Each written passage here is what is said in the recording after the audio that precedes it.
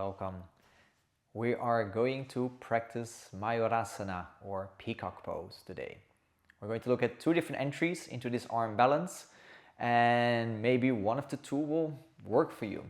As I've taught this posture throughout many workshops in many years, I've seen these two give the best results to people. So with no further ado, let's get started. So before we get into our Mayurasana, we first want to look at maybe warming up a little bit into the wrist. Now, I'm not going to go through that in this video today, but if you're going to practice along with this arm balance practice, and if it would benefit you, try to see a little bit to warm up to our wrist through some different exercises before we are going to get into our arm balance posture. So the first entry that we're going to look at will be one where we start with bended knees.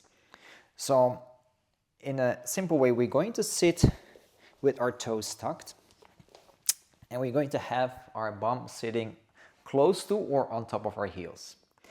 Now, if you see me from the front, you will see that my two big toes are close together. So they can be close or stacked together. The knees are going to come down, and here we want to sit nice and comfortably. Also here, if you feel a little bit tight on the bottom of the feet, always feel free to warm up there a little bit as well. Same thing for the wrist like we said before. Now, we're going to have in Mayurasana a little bit of a different angle than in most arm balances. So in this arm balance, our hands are with the fingers pointing backwards towards our knees. While most arm balances that we practice, the hands are in a different angle. So here, if the angle for the hands with the palm pressing down and the fingers back towards the knees feels a little bit too tight for the forearms, you can always find just a slightly different angle. So if the fingers in the traditional way all the way back feels so much, you can always find maybe a little bit of an angle in the hands that feels better for you. Just always make sure you don't feel any pain into your wrist. But having said that, then we're going to look at where to place our elbows.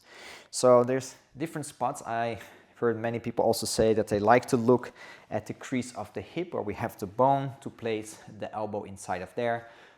Maybe also depending on the length of your arms, the body proportions, you may want to place it slightly in different positions.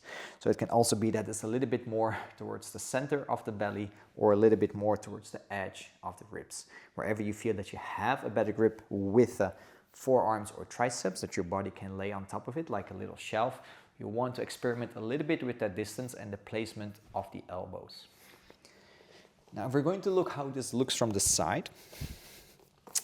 I'm going to sit on top of my heels with my knees spread wide. So here I'm on top of my yoga mat and my knees are more or less the distance of the width of the mat. Now I'm going to place my hands with the fingers pointing backwards towards myself. Now here I want to start to bend my elbows. This is a bent arm balance, and I want to bring my elbows inside. So for me, it helps to startly shift forward or even walk the knee slightly more forward or bring the hands closer between the legs. So again, also here, experiment for yourself what distance works better for you to be able to lean forward, to bend the elbows and to place yourself on top of the upper arms. Then as we're having our hands placed, we're going to lean forward, maybe let the knees come slightly wider, and we're just going to lean into our hands to feel how it is to shift the weight and slightly look forward. Here you can already come back. So you can already feel there that when I start to lean towards my elbows, how it feels from my wrist, if my hands are placed right, and if I feel I can shift my weight slightly more forward. This will also feel that you become lighter into the knees. At the beginning, you don't need to lift your knees up. You can keep it grounded down to feel how that moving forward gives you balance as you come forward. All right. Second part, we're just going to try to lift our knees up, but keep the legs bent. When we keep the legs bent, so with our knees close by, the weight difference is a little bit easier to balance on the forearms. The moment we start to stretch our legs all the way back, you need to shift your body weight more forward. So I want you to first experiment with finding balance with the knees bent, which is a little bit easier. and then slowly start to extend the legs back if that feels good. Whenever you feel that you can get that reach, at the same time feel that your body weight shifts also slightly more forward to keep the balance in the center point where your hands are touching down onto the floor. All right, so let's give that a try. We're going to place our hands down. We're going to find again that shift forward into our weight. I'll try to stay a little bit into the center because I'm having to shift my body forward as well. So as I'm going to come down, I'm going to place my elbows, feel the space, and maybe here just only lift my knees. Now my feet are still together. When I feel that I have my balance over time, I can slowly start extending the legs back. Feel that my body weight shifts forward. Feel that I'm supported by my triceps. The way to come out, bring the knees back, down, press through the hands, sit back on the toes, and maybe give the wrist a little bit of a shake. All right. So this entry was actually my first one that I managed to get a peacock position with. That's why I shared also for the first time with you in this way. I think the important thing is to focus on keeping the balance. Don't try to haste and go too fast in shifting forward and extending the legs. A lot of times what happens, the moment we extend the legs back, we fall forward or we just shift back towards the legs.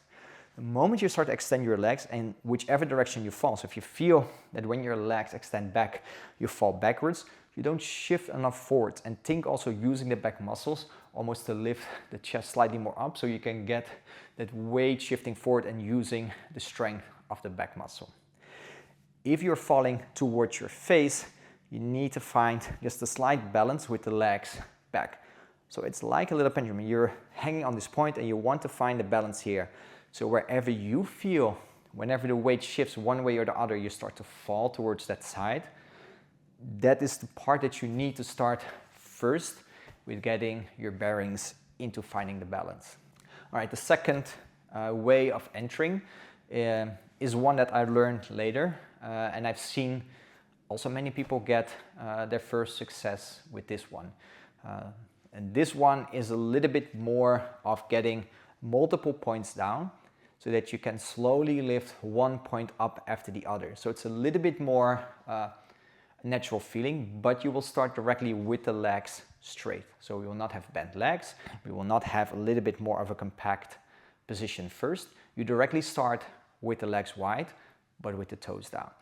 So this starts almost in a type of child's pose position where we're going to place the arms between our legs.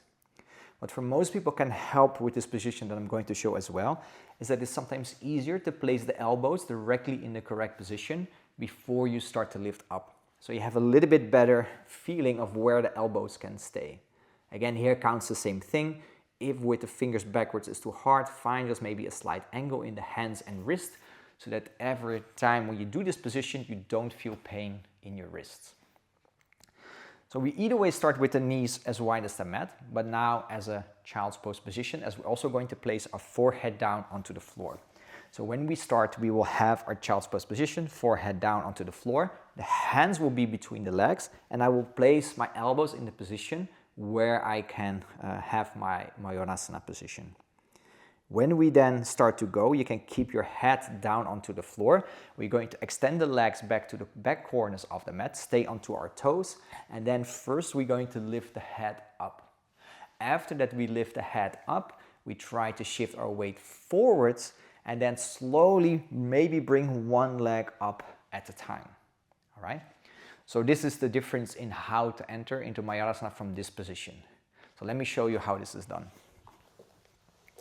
All right, as I said, we're starting in our wide knee position. Toes can stay together at the beginning. It doesn't really matter because we're going to put them to the corners of the mat first either way. Try not to place your hands and then lean forward because I know some people sometimes did it and actually bumped their head. So what would help, what I would recommend is just bring your head down maybe first, maybe lift the bum up slightly, then start to place the arms underneath. When you place the arms underneath, start to feel where your elbows can have a solid point where they can stay. Now I just keep my head down onto the floor and I start to extend my legs back to the corners of the mat. Now here I can start to feel to maybe lift my head. So now I have the extended leg position just with my feet still down. And maybe you're trying to feel how it is to lift one foot, place it down, and then do the other foot, place it down. Maybe you can shift slightly forward, lifting one.